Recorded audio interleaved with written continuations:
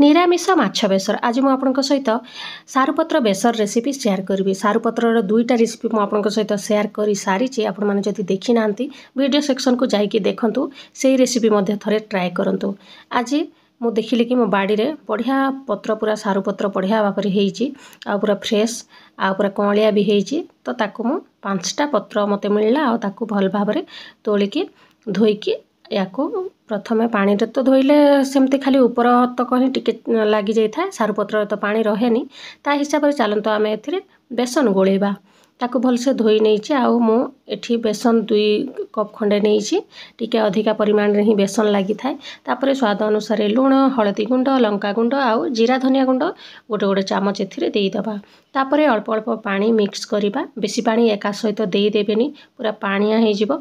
आमको पूरा तार मोटा कंसिस्टेंसी रे गोटे डो दरकार मु आपनको लास्ट रे देखि दूची देखि पारुथिबे मु अल्प अल्प पानी देकी ही करूची एका सहित बेसी देई देले पानिया हे जिवो आहुरी बेसन लोड़ा हबो सेति पई मु अल्प अल्प पानी करिके ही करूची। एठी देखि पारुथिबे ए भलिया ही हमर ए बेटरटा रहिबो।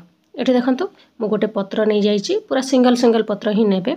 तापरे मझी रे ए भलिया गोटे प्लेट रखि देइची तळे आउ प्लेट आकार रही ए भलिया ताकू स्प्रेड करि नबा मझी रे पूरा पतला आकार रे ही स्प्रेड करिवे बेसी मोटा करिवेनी। तापरे एबे आमे पत्र को फोल्ड करिबा फोल्ड करिकि भी सेही पत्र ऊपर भी आउरी टिके बेसनर आणटा देई दबा। तापरे एमती आउरी आउ साइड रे भी ए भलिया फोल्ड करिकि ता ऊपर मध्ये ए भलिया बेसन देई दबा। पूरा हमको रोल भलिया शेप करिवा पई पड़िबो सेति पई ए भलिया मु चारिपटे बेसन देई देउची आउ खोलिबनी आउ पत्र तो पूरा सॉफ्ट है कि खंडे एका हे जीवो ए बेसन रे ही तार टेस्टटा आसी थाए सेति पई ए भलिया मु करि नैची। तापरे ए भलिया हमें धीरे धीरे ताकू रोल करिबा। सांग माने याकू बनेबा बहुत सहज। दुईटा रेसिपी भी मु आपनको सहित शेयर करि सारिछि ताकू स्टीम देकी मसाला देकी करा जाय आउ से रेसिपी आपण जदि देखि नाहंती देखि पारिबे। बेसन रो भी गोटे करिछि आउ गोटे बिरी आण देकी गोटे रेसिपी भी मु शेयर करिछि। ए भलिया देखंतु गोटे रोल हे जाइछि सब प्रकार मु करि नैछि जेते पत्र मो पाखरे थिला। तापरे एबे हमें तावा बसैबा। मु दुईटा रेसिपी जो छाड़ीछि ताकू स्टीम देकी बनैछि आउ ए रेसिपी तावा रे ही सेकिकी मु आपनको देखैबी जम्मारो तंटरे लाखिबनी ए भलिया जदि आपण मो भली करिवे। तापरे एबे हमें हाई फ्लेम 2 मिनिट पई कर दबा तापरे लो फ्लेम रे हमें सेकी दबा। तापरे एबे ता तेल टिके ता ऊपर स्प्रेड करि दबा। तेल जेतिकी टिके देबे सेतिकी ही हमरो पत्रटा शीघ्र सिझी पारिबो। एबे देखि पारुथिबे धीरे धीरे मो उल्टै नेले एमती तळ ऊपर करिकि हमें भाजी होबा पई दबा।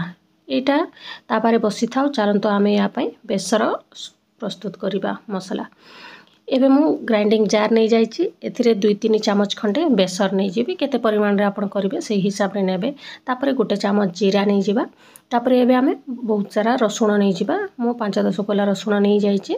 तापरे 2 इंच अदा भी एथिरे देई दबा आ गोटे छोटो प्याज को भी काटिकी एथिरे देई दबा बढ़िया फ्लेवर आसीबो जेहेतु आमे माछ बेसर भलिया करिवा पई जाउचे सेति पई अदा रसुण आउ पियाजटा मु नहींची आपण चाहिले पियाज आउ रसुण को स्किप भी करि पारबे किछ असुविधा नहीं। तापरे एबे अल्प टिके पानी आउ लंका देकी याकू बाटी नबा। लंका नि जो टेस्ट अनुसार आपण कम बेसी करि पारबे।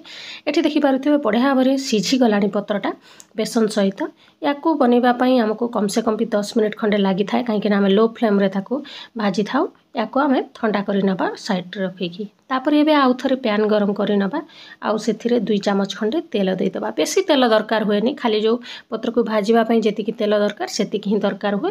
तापरे एबे पंच फुटण आउ भृसंग पत्र देकी फुटीबा पई देई दबा। तापरे एठी देखंतु एटा पूरा मोस्ट इंपोर्टेंट जिनिस आपण टिके टमाटो अधिका ही नेबे टिके खटापण टिके अधिका लागिले ही कुंडेइबा बंद हेई थाए सारु पत्र नहले टिके कुंडेई थाए सेति पई टिके खटा अंश अधिका नेबे। आपण जदि टमाटो दबा पई चाहू नाहंती ताहले एथिरे तेंतुली पानी भी देई पारिबे टिके अधिका ही खटा नेले भल लागि थाए।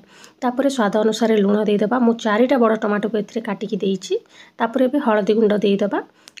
सांग माने टिके लाइट रो प्रॉब्लम अछि आउ लाइटिंग टिके कम अछि काहे कि ना मो सासु घर अछि सेथिरे टिके लाइट रो सुविधा नै सेति पई आपन को ए भलिया देखा जाउछि। तापरे एबे हमें टमाटो को टिके सिझिबा पई घोड़े नबा। देखि पारुथिबे टमाटोटा बढ़िया भाबरे सिझी गलानी। एबे हमें या ऊपर बाटिकी रखिथिबा बेसर को देई दबा। आउ बेसर को तो बेसी समय भजा जायनी पिता लगी जाए थाए सेति पई आमे याकू सिझेबा। आउ जो ग्राइंडिंग जार रे आमे बाटी थिले बेसरटा सेथिरे आहुरी 2 ग्लास खंडे पानी एथिरे ढाली दबा। मिक्स करनेबा भल भाव में टिके पानी अधिका देकी ही आमे याकू सिझेइबा जेतिकी भल भाव में बेसरटा सिझिबो सेतिकी टेस्ट लागिबो। सांग माने आपण माने जदि ए पर्यंत चैनल रे नुआ अछंती ताले चैनल को सब्सक्राइब कर दियंतु ए भडिया नुआ नुआ रेसिपी आउ ब्लॉग देखिबा पई। तापरे एठी देखि पारुथिबे सारू पत्र जो आमे रोलटा बनैथिले सेटा ठंडा ही गलानी याको आमे एबे काटी नबा। आपण निज मन पसंद अनुसार पीस करिके काटिबे। देखि पारुथिबे बढ़िया भाबरे सिझी जाईची आर सुंदर भी देखा जाउची। आ मु ए भडिया टिक्के बड़ बड़ पीस ही काटुची बढ़िया माछ बढ़िया देखा जिवो सेइथि पई मु ए भडिया काटुची। तापरे सबुतक मु काटी सारिची। एबे हमर बेसरटा भी फुटी आसिलानी गोटे गोटे करी पकई दबा। फ्लेम को पूरा लो ही रखिबा।